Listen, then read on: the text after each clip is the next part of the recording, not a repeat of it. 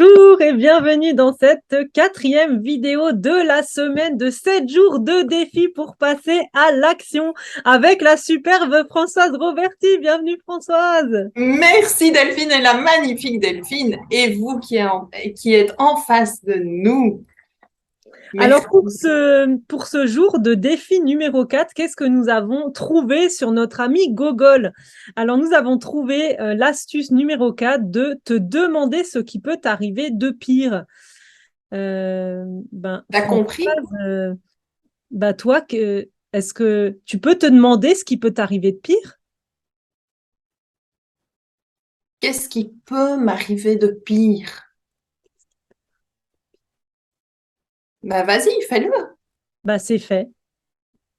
Tu Bah, je, l'as fait? je me suis posé la question. Ok, c'est bon. Coche. C'est coché.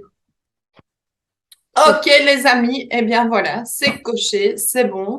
On peut passer au conseil suivant. N'oubliez pas de vous le dire maintenant, tout de suite. Vous vous mettez devant un miroir ou bien et vous vous demandez ce qui peut vous arriver de pire, en fait. Hmm, Ça marche? ça On se marche. dit à demain? Oui. Mais vous l'avez compris, évidemment, eh bien, plutôt que de se poser la question, qu'est-ce qui peut arriver de pire?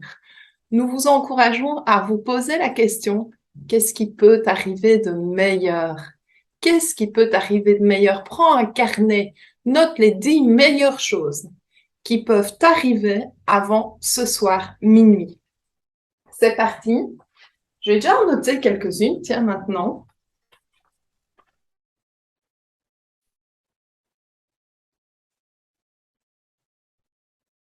Que ce soit au niveau relationnel,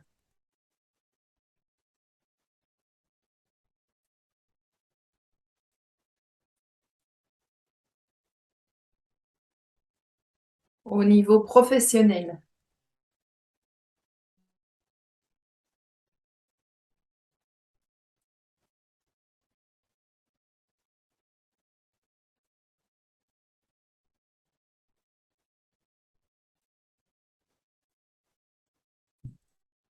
au niveau financier,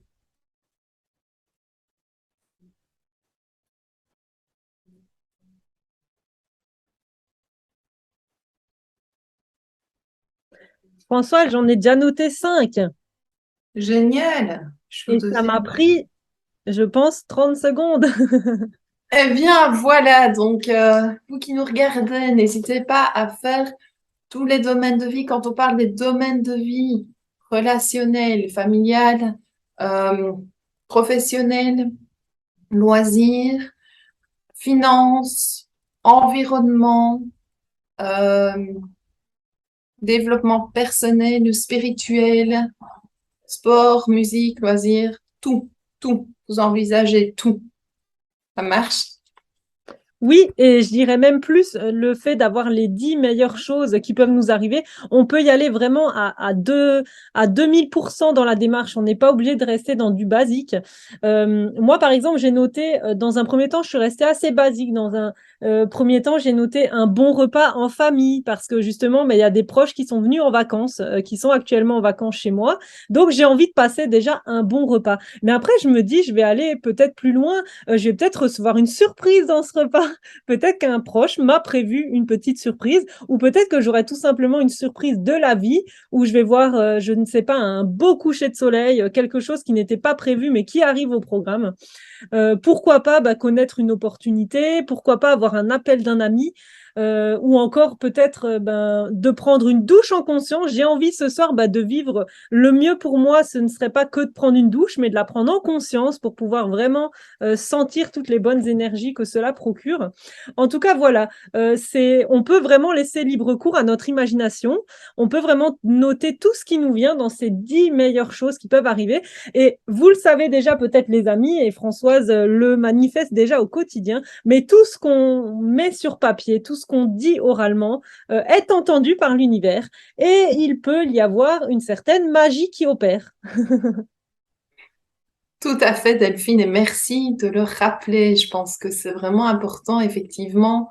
qu'on s'en souvienne et qu'on reprenne chacun confiance en soi, en notre responsabilité, en notre vie et en notre plein pouvoir créateur. On vous dit à demain. On vous embrasse. Gros bisous!